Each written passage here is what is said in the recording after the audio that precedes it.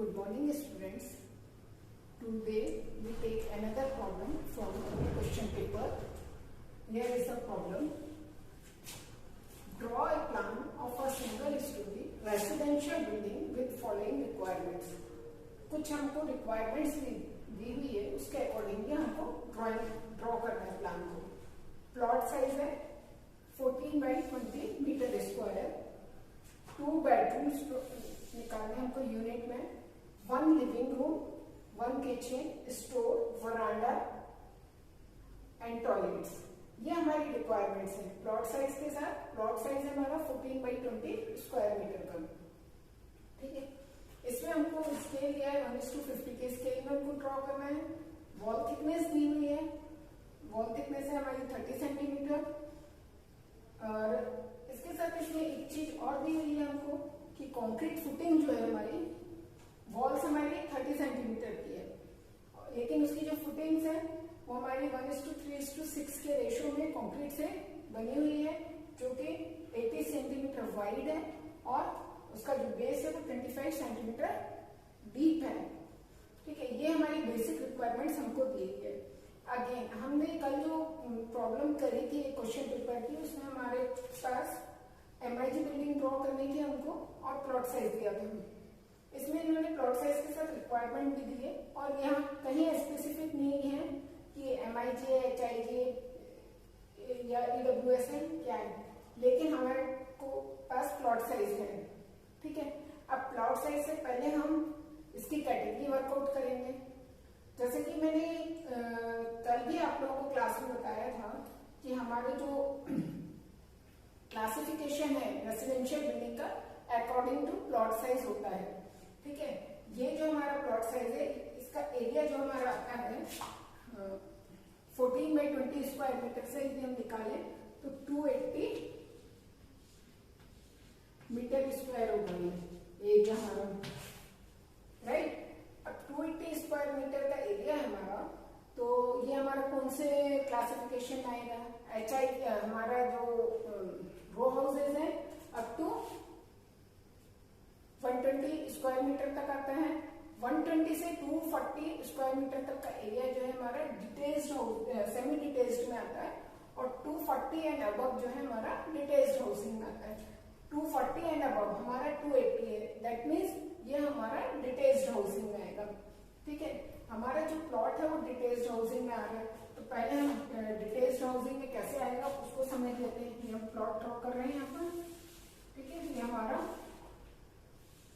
14 metre by 20 metre. ठीक है. This is our 14 metre और दिस इज 20 मीटर. अगेन इसमें हमको कहीं ये स्पेसिफिक नहीं है कि रोड की ब्रीथ कितनी है, सिर्फ सिंगल स्टोरी हमको बताया गया है. गिवन में जो है वो सिंगल स्टोरी रेसिडेंशियल बिल्डिंग है.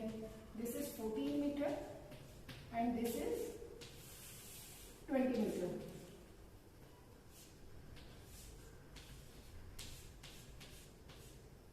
We assume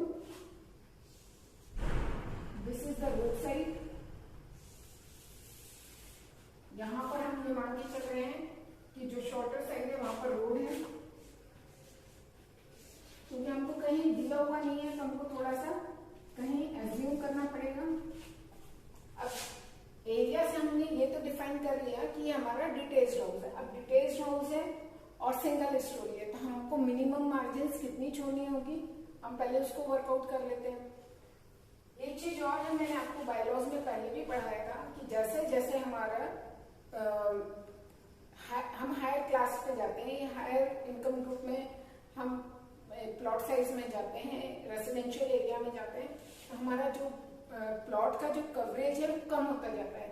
जैसे कल हमने जो ऑलमोस्ट 40 by 60 का प्लॉट था, फिट में हम बात करें तो that is 12 metre by 18 metre का हमारा प्लॉट था. ठीक है. वो मिडिल इनकम ग्रुप के लिए था. उसमें हमको 50 से 60% तक हम बिल्डअप कर सकते हैं उस प्लॉट में, लेकिन जैसे ही हमारा ये प्लॉट एरिया बढ़ता है तो हमारा बिल्डअप कम हो जाता है. इसमें हम मैक्सिमम 50% तक ही बिल्डअप कर पाएंगे. ठीक है.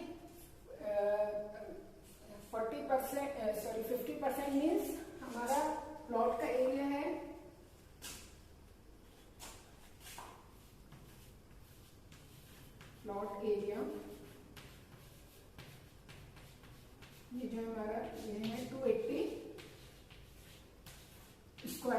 मीटर।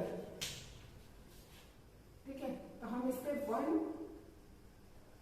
140 स्क्वायर मीटर तक ही मैक्सिमम ग्राउंड पे बिल्डअप कर पाएंगे। ठीक है, अब हमको इसमें मार्जिन्स निकालनी है। तो हमारी मार्जिन्स कैसे होंगी?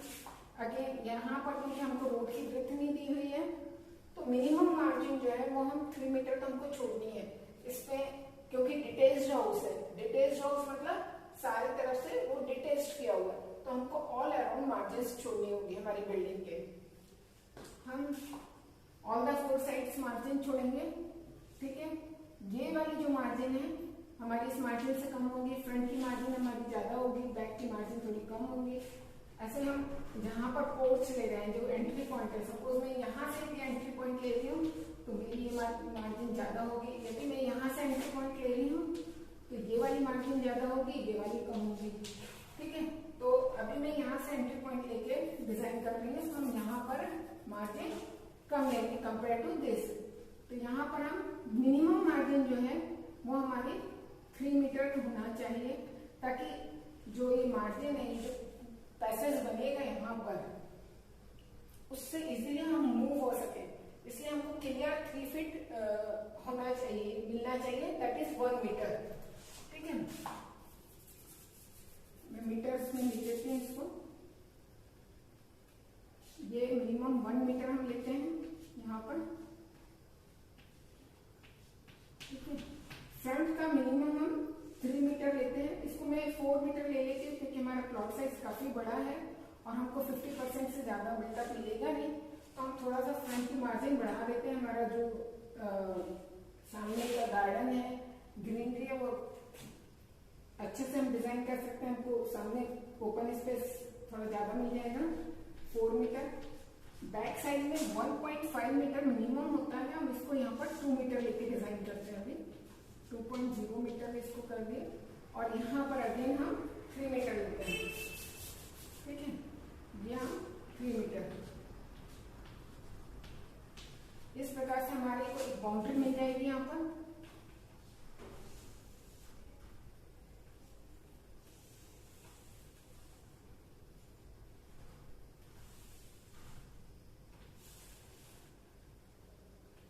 ये हमारा यहाँ पर बिल्टअप एरिया रहेगा।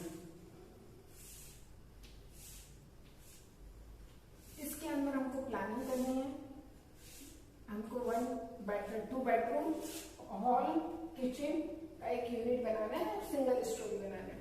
ठीक है, अभी हम इसके अकॉर्डिंगली हमारा ये वाला जो बीच का साइज है ये कितना निकला है, इसको पहले कैलकुलेट कर लेते हैं। This is 2 metre and this is 4 metre. 4 into 6 metre, that means ये जो डायमेंशन हुआ है this is 14 metres. This is 14 metre. ये हमारे पास 14 मीटर्स है। इसमें से हमने 1 मीटर यहाँ माइनस किया, 3 मीटर यहाँ माइनस किया, दैट मीन्स यहाँ पर हमको 10 मीटर्स मिला है। ठीक है, एग्जैक्टली हम इस स्क्वायर में हमारा रेसिडेंस डिजाइन कर सकते हैं। इसका एरिया जो है 50% आ रहा है।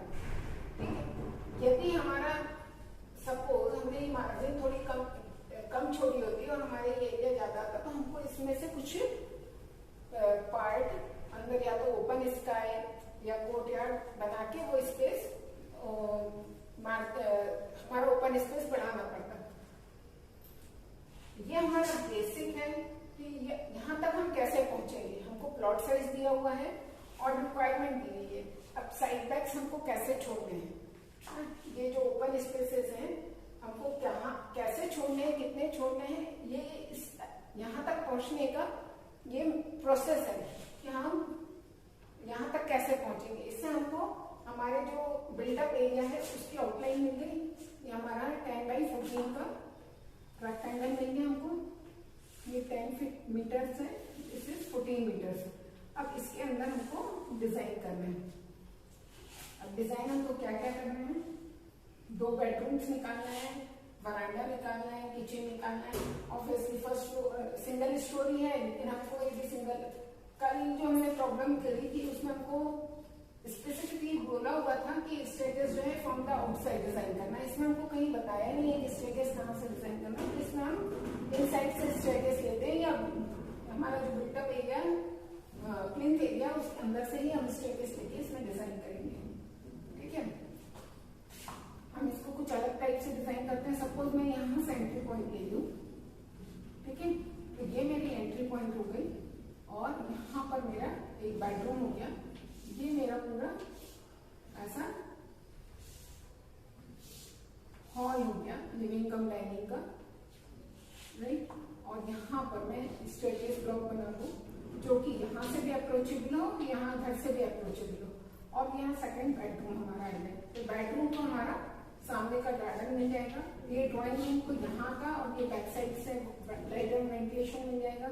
ये वाला बेडरूम हमारा, यहाँ बेडरूम आ जाएगा, ये इसका टॉयलेट आ जाएगा और ये ड्रेसिंग आ जाएगा और यहाँ पर किचन है, स्टोर, वॉशिंग, ये सब आ जाएगा। इस प्रकार से हम इसको वर्कआउट कर सकते हैं। ये परम्यूटेशन कॉम्बिनेशन है, आपको जैसा अच्छा लगता है। ओरिएंटेशन भी हम देखेंगे इसमें कि हमने जो ओरिएंटेशन है, सपोज ये मेरा नॉर्थ ईस्ट कॉर्नर है, क्योंकि हम जब ओरिएंटेशन पढ़े थे तो किचन का जो एस्पेक्ट है वो होता है, सॉरी नॉर्थ ईस्ट है, किचन का जो एस्पेक्ट है हमारा साउथ ईस्ट होता है।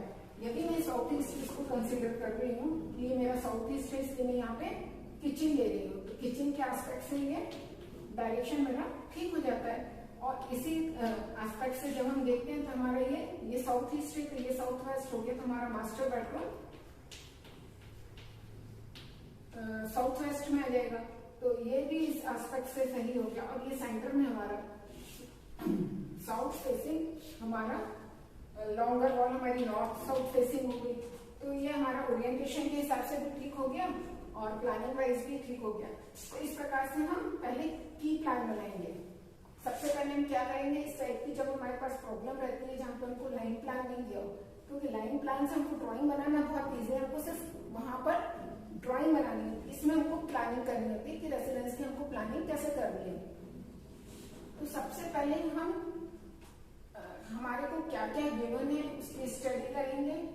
उसमें से हम ये कोशिश करेंगे समझने की कि हमारा जो प्लॉट है वो किस कैटेगरी में आता है, वो रो हाउसेज में आएगा, सेमी डिटेच्ड में आएगा कि डिटेच्ड में आएगा। फिर उसके अकॉर्डिंगली हम उसमें सेटबैक्स छोड़ के हमारा जो बिल्टअप वाला एरिया है उसको वर्कआउट कर लेंगे, उसका डायमेंशन निकाल लेंगे।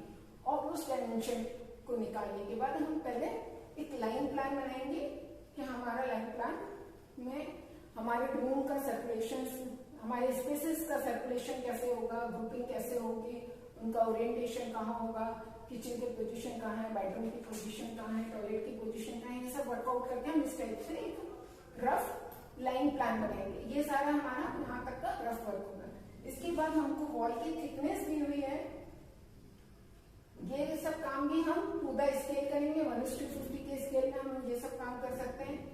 ये की वर्क है, हम इसका की प्लान छोटे स्केल में भी इसको वर्कआउट करके अपनी ड्राइंग शीट में साइड में लिख सकते हैं। और फिर जब ओरिजिनल हमको प्लान बनाना है वो 1:50 के स्केल में हम बनाएंगे। हमको स्केल दिया हुआ है, वॉल की थिकनेस दी हुई है 30 सेंटीमीटर, 30 सेंटीमीटर वॉल की थिकनेस है। दैट मीन्स कि हमारा जो स्ट्रक्चर है वो लोड बियरिंग स्ट्रक्चर है, वॉल के ऊपर ही उसका लोड आ रहा है। हमको कोई इसमें फ्रेम स्ट्रक्चर या आरसीसी कॉलम्स, आरसीसी कॉलम्स लेके इसका स्ट्रक्चर नहीं खड़ा करना है। जो भी हमारी 30 सेंटीमीटर की सारी वॉल्स आएंगी और उसके ऊपर हमारा स्ट्रक्चर खड़ा होगा। ठीक है, अब वॉल्स की जब हम सेक्शन बनाएंगे इसका, तो हमको वॉल्स की थिकनेस मालूम है और इसकी फुटिंग का साइज मालूम है, तो उसके अकॉर्डिंगली हम सेक्शन में उसकी फुटिंग शो करेंगे। आई थिंक आप लोगों को ये बेसिक समझ में आ गया होगा कि हमको कैसे ड्राइंग तक पहुंचना है, जो हमसे पूछा गया है उस तक हमको किस पार्ट से जाना है, how to achieve our target, how to achieve our final drawing.